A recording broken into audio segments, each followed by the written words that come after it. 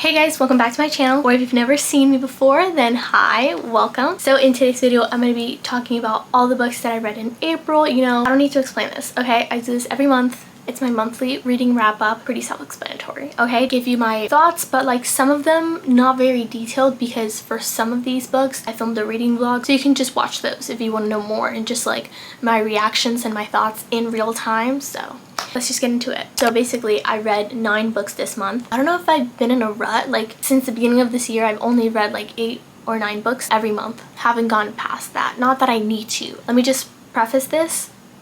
It's just a number. It really doesn't matter. Whether you read 15, 20, 10, 1 book this month really doesn't matter, like, at all. You're still a reader. Like, don't compare yourself to others. But I like to set goals for myself. Let's see if I can break that record for May. Anyways. But for this month, I read 9 books. Let's just divide it by genres. I read 2 romances, which was shocking to me when I was doing this because I was like, really? 2 only? Guess I wasn't in a romance mood this month. I read 2 fantasy books, which I did a reading vlog for those, and 5 thrillers. So as you can probably tell, I was in a thriller mood this month. But then the pages in total, I read 3,042 pages. I only read 9, which is still a lot. But I mean, like, out of those books, I just read like books that like were long, you know, pretty thick, so makes sense. And then the average rating, 3.8 stars. I feel like I had a good reading month. I think I only found 1 5-star read this month, but others were close to that, so still good, pretty good. So at the start of this month, I filmed a 24-hour readathon, so I got through a lot of books during that reading vlog. The first book that I read in that 24-hour readathon was The Exception to the Rule by Christina Lauren. That was an audiobook. Well, I listened to it. It was so short. It was cute. It was fun. It was just like really short, so like I really didn't get to connect to the characters at all. I didn't feel like a special attachment to that book at all. I actually felt like I read half of a book. When it finished, I was like, that's it. I actually wanted more, but I was expecting it since I started the book because I was like, okay, this is short, you know, it's not going to be really well developed. I had to change the angle, rearrange a little bit the position that I was in because battery ran out, so I'm currently charging it, but it's okay, right? It's okay. Let's just continue. I actually like don't know what I was saying because it literally ran out in the middle of whatever sentence I was saying, but I was talking about The Exception to the Rule. It gave me so much You've Got Mail vibes, that rom-com movie. I'm a rom-com girly, especially like 90s, early 2000s, so that I did love about it, the fact that it gave me those vibes and like just because of the plot. And yeah, I had a fun time. I can't say much about it. I recommend it. I can't say I loved it, so I gave it 3 stars. That's my rating for this book. Next, where is it? I read Love Redesigned by Lauren Asher. As you can see, this is really thick, but as you can also see, I annotated it a lot. I actually read this on my Kindle and then I went ahead and bought the copy because hello. I read the Dreamland Billionaire series by Lauren Asher and I fell in love with her writing. Like, I love the way she writes men. Not just men, but men that grovel. Like, I feel like that's her thing and I love it. I love it, love it, love it. It's gonna be a series, an interconnected standalone series. And the second book is actually gonna be coming out this year, like around summer, I think. So I'm so excited. Yeah, it takes place in a setting that was mentioned in the Dreamland Billionaire series. So I love that all her worlds, like all her series, all her books, because I haven't read the, what's it called? She has another series that's kind of like F1 racing. Oh, Dirty Air series. I haven't read that series. I'm planning to, but F1 racing was mentioned in the Dreamland Billionaire series, and some characters in the Dreamland Billionaire series were mentioned here. So like all of it is connected and I love that. I love that so much. But anyway, so this book, I loved it. I loved it so much. I definitely like expected nothing less. I just again love her writing. The banter in this book was phenomenal. It was just, I'm obsessed with the banter in this book. Just chef's kiss. This is also a billionaire romance and it's second chance romance. It's rivals to lovers because the 2 main characters were childhood rivals. Oh, it also has the 1 trope.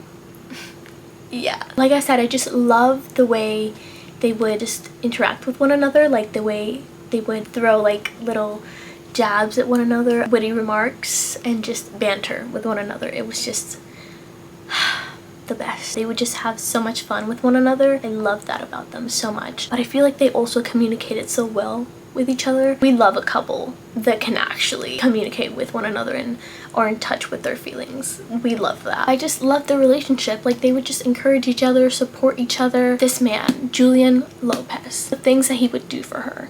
Like, and also he would remember, again, it's childhood rival. So I love already characters that already have a history with each other. Like, I love that. I love that because he would remember so many small things, but like meaningful things about her. And like, it came up later in the book and I was like crying literally because I'm like, oh my gosh, like I love that in a man. Absolutely so sweet and so protective as well. And I feel like he just cared so much about her, even like, you know, when they're rivals. And also I appreciated so much the way that Lauren wrote Dahlia's struggle with depression and anxiety. Definitely with anxiety, I related to her so much. And just again, I just appreciated so much the way that Lauren wrote it because it just felt so real, so raw. And I'm sure anyone who relates to it too can also appreciate it. Haven't like thought a lot about these two characters. I was obsessed in the moment, but I don't know if I would say I'm obsessed right now. I decided to give it 4.75, but still I loved it so much and I would so recommend it. Next, I read All In by Jennifer Lynn Barnes. This is the third book in the Natural series. I can't say much about it because it is a book like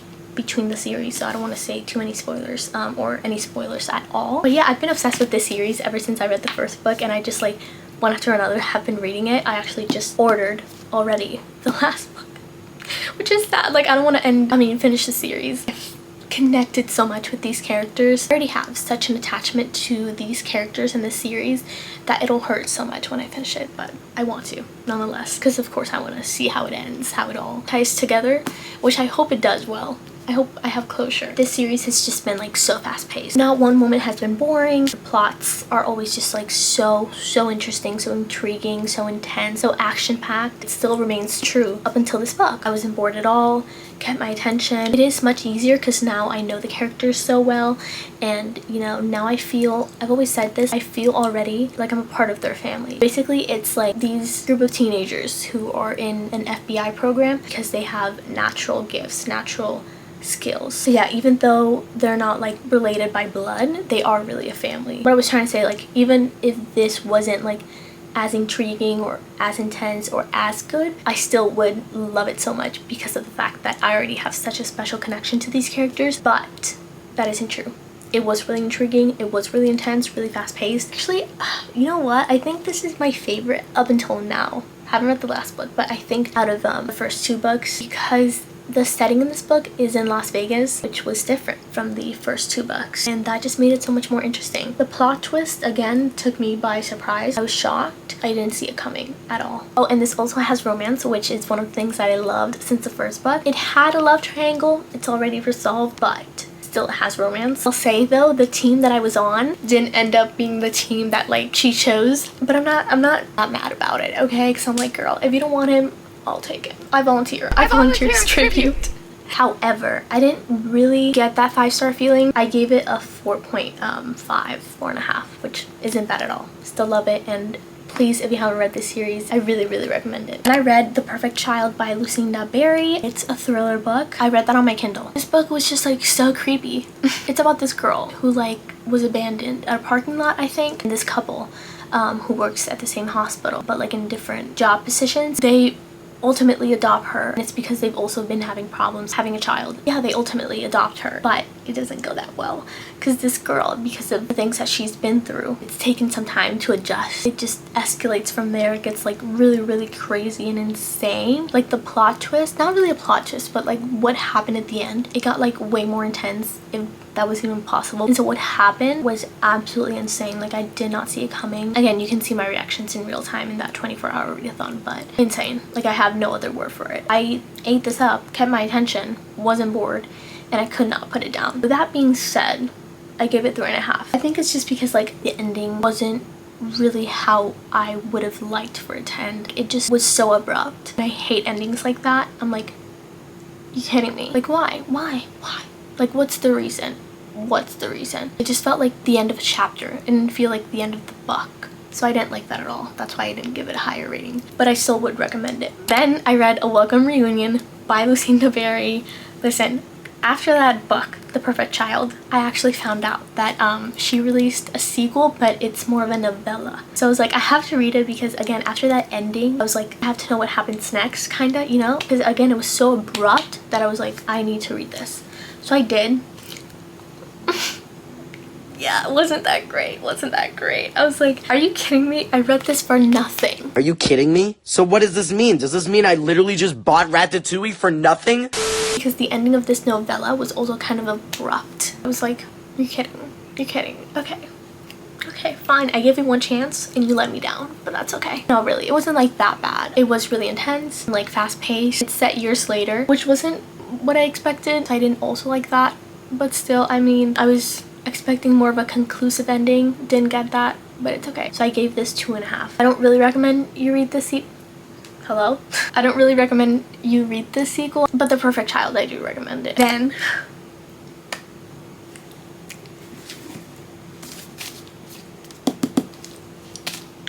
okay, Mia, this is not a silent review. I read Powerless by Lauren Roberts. I did a fantasy reading vlog, so that's why I read this book.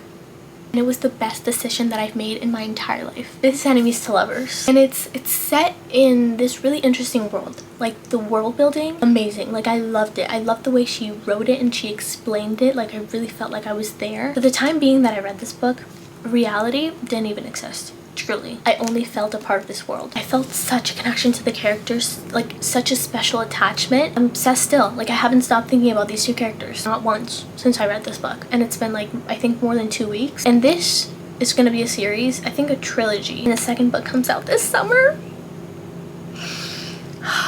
Can that day come already? I don't want to really say anything much because I said a lot in my reading vlog. It's kind of like a Hunger Games type of plot. It really gave me so much Hunger Game vibes, which was what intrigued me about this book going into it, and it delivered.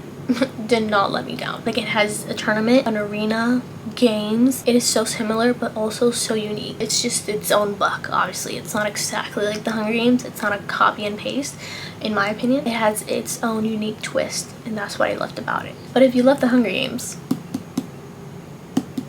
Kai, I mean, the man that you are, I love you. I'm obsessed with you.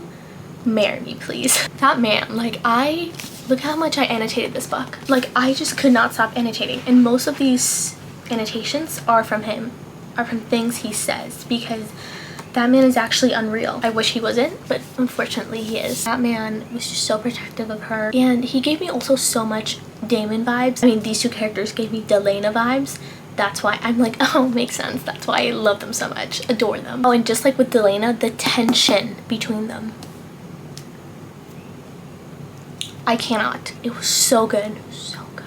And the banter. Like, I was just like giggling and kicking my feet. I could not stop. Absolutely insane, the tension, but I was loving every single second of it. That's what I crave in Enemies to Lovers. The tension, the banter, the chemistry, and it was all there. And it also gave like Peeta and Katniss vibes. It had so many tropes. It had like the when he's hurt or she's hurt and like he or she goes to heal the other person. And it also has like the nightmare trope, which I loved. And what else? I mean, so many. Also, he's the type of guy who's like, hurt her or touch her and I'll kill you. And we love that. Like I said, so obsessed. So definitely, like, I had no doubt this was a 5-star read for me. It has definitely become one of my favorite books ever that I've ever read. And Kai, definitely at the top of my favorite book boyfriends list. Then I read The Serpent and the Wings of Night, another fantasy book that I read in that fantasy reading vlog. Let's just say after Powerless, I was in a bit of a reading slump. So maybe that's why I didn't feel that strongly about this book. But I think also it's just like, it was the book. The world building in this book, I just felt like the way the author wrote it, like, it didn't really help me understand it. Like, I don't think it was like that detailed and like that well developed. It is also a series, which I was like, okay, maybe that's why I didn't connect to the characters so much. Maybe that's why I didn't get much of an explanation. But also reading Powerless, and it is going to become a series, and I still, like, again, strong connection. But in this one, I was like, not really feeling it. And it is also Enemies to Lovers. It is also kind of like a Hunger Games type plot. It also has a tournament, trials. But again, after reading Powerless, it wasn't as good in my opinion, okay? It just didn't really quite get there. But I didn't hate it. I actually liked it so much that I want to continue the series, and maybe continuing it, I will, you know, grow to love the characters. But what I did love about this book and what intrigued me about it was that it has vampires. They have wings, which was weird to me, but I liked it. It was a unique concept. But again, the world for me was just a bit too confusing and didn't give me enough explanation or like enough details for me to like really completely understand it, get a grasp. Like that was difficult to like get used to it. Again, maybe now reading the second book, I'll have like more of an understanding, I hope. The characters, like the banter was there, it was good, but I didn't love it as much. Again, I just really wasn't feeling it. I just felt like it was so plot driven that it took away from the development of the characters. You know, like I didn't feel such a strong connection to them because I feel like the characters didn't connect as much as I would have loved for them to connect and get to know each other, because of the fact that I feel like this book was so like plot driven, which is good because it was like so fast paced, so action packed, really intense like since the first page. But still, I just felt like I would have liked to get more of a character development. But again, I do want to continue the series because I feel like that means, I hope, we get more of a character development going into the series further in. The love interest in this book, Rain, he's a vampire, and Aurea, the love interest, the female main character, she's a human. So we've got that going on, and they're at first rivals because of the tournament and the trials, but then they also form kind of like an alliance. I was definitely giggling, kicking my feet at times, so I gave this 3.75. That's my rating. I didn't hate it, I liked it a lot, I just didn't love it, but I think it has the potential for me to love it. Okay, then I was like, I'm in a reading slump. But I don't want to be in a reading slump because it's the worst thing ever, right? So I want to get back into thrillers. But I was like, what's a good palate cleanser? Because I was like going through thrillers that I had on my TBR, but I wasn't feeling like one single one until I was like, Freida McFadden. Yes, girl.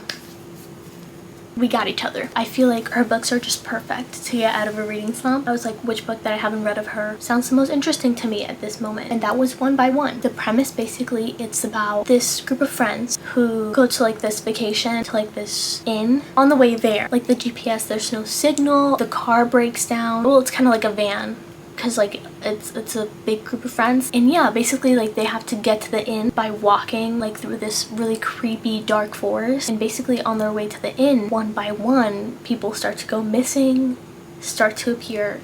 What I loved about this book, like the interesting thing about this book, was that it had two POVs. One of the characters in the group, that's her POV, Claire, and the other POV is anonymous.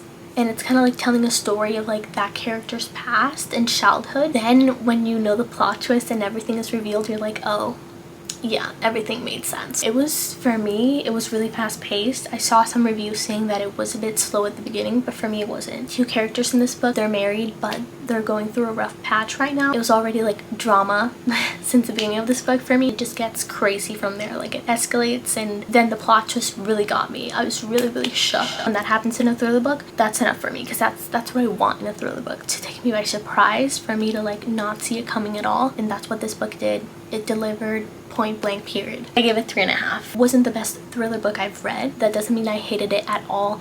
I would still recommend it. And finally, the last book that I read for this month, Ward D by Freida McFadden as well. After reading One by One, I was like, I'm gonna read another Freida McFadden book. I don't know why. I just decided to do that. It's about this medical student called Amy Brenner, and she takes an overnight shift kind of like as practice for her studies at this locked psychiatric ward. If that was me, I wouldn't have been able to do it. Like, no, fail me, I don't care. But no, like I would be so like anxious all over the place that I wouldn't have been able to focus and like do what I needed to do. Also kind of like claustrophobic because it is locked. So I was like, oh my gosh, like what if I can't get out of here? She was also like really anxious and scared and didn't want to do it, but she had to. So there are also very specific reasons why she doesn't want to do this, why she doesn't want to spend the night there. There's kind of like a past and present timeline. Things start unraveling. There's just like, it's really complicated. There's a lot more going on there than you think there is. Then patients start like going missing, vanishing without a trace, and you're like, what is going on here? I love not knowing. It's like, then the plot twist will be really good and it'll get me, which it did. Kind of expected it in a way, but then there was another small plot twist that I didn't really see coming, so that's that. The main character though wasn't really likable in the sense of like some decisions that she made. I was like, girl, are you serious? Come on now, like be for real. I was like, I can't believe you just did that. Like, so I was getting frustrated with her. I can't judge her because like if I would be in that situation, I don't know what I would do, but then I was like, no, I wouldn't be that stupid.